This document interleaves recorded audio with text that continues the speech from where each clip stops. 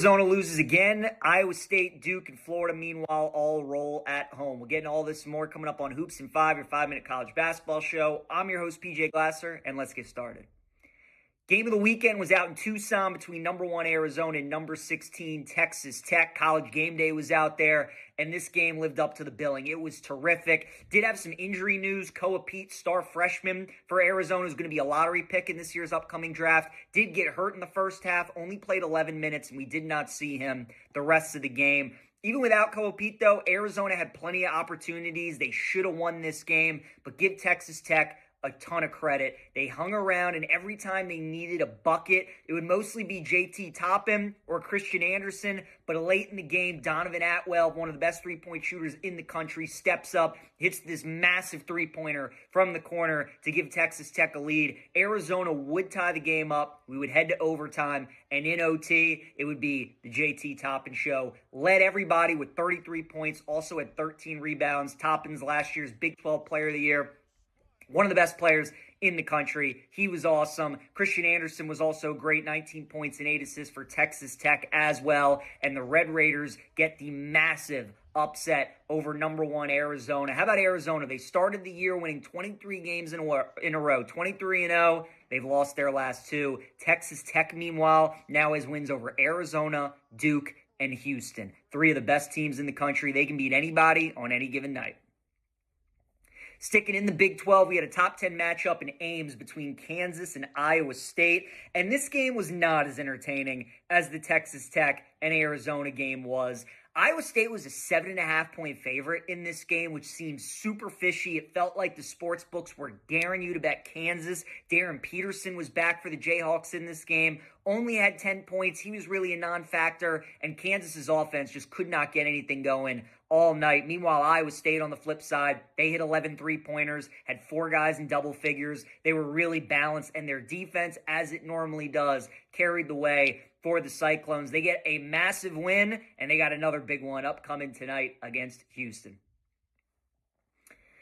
Another top 25 matchup, this one in the ACC between Duke and Clemson, 2 of the top teams in the league, and it was pretty clear early on. Even though Clemson was hanging around, Duke was just the better team. Clemson was out, man. Duke has the second best defense in the country, and Clemson found that out as they only shot the ball 35% from the field. Duke's defense is going to carry them in a lot of games this season. Offensively is how they're going to go deep in the tournament this year, get back to the Final Four, and this time win a national championship. Cameron Boozer, one of the best players in the country, had 18 points. Isaiah Evans had 17 as he continues to get better and better each and every game. Really solid win for Duke. They take on Syracuse tonight, Big Monday, and then have that game against Michigan next Saturday. And then our final top 25 matchup that we had, this one in the SEC between Kentucky and Florida, as the Gators win 92-83 over the Wildcats. Even in a loss, pretty impressed with Kentucky. Florida's the top 5 defense in the country, and the Wildcats were able to score 83 points. Former Gator Denzel Aberdeen had a really nice game, 19 points for the Wildcats. But Florida, they are clearly the best team in the SEC. They've been awesome the last 5 or 6 weeks. And they keep playing like this, they might be on their way to winning back-to-back national titles. We know how good that front court is with Condon and Chinyelu and Hawk, but their backcourt was terrific against Kentucky. Xavier Lee had 22, and Clapchar had 19 points as well for the Gators. If they can get that kind of production from their backcourt, Florida, as good as anybody. Some of the other results we had from the top 25 this weekend, Gonzaga and Purdue go on the road, get some big conference wins, and then Vandy and Arkansas pick up some big wins at home in the SEC. Couple of games tonight on this big Monday, Duke at home against Syracuse, and then that top 5 matchup, Houston at Iowa State.